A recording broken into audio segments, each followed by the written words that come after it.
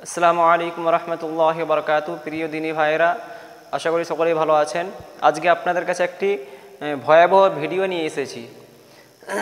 একজন পুরুষ কতটা ধৈর্য ধরে ওই পরিস্থিতিতে থাকতে পারে, একজন পুরুষ মানুষ কতটা ধৈর্য ধারণ করে ওই পরিস্থিতিতে থাকতে পারে, এবং আপনি কি ওই পরিস্থিতিতে থাকতে পারবেন কমেন্ট করে জানাবেন।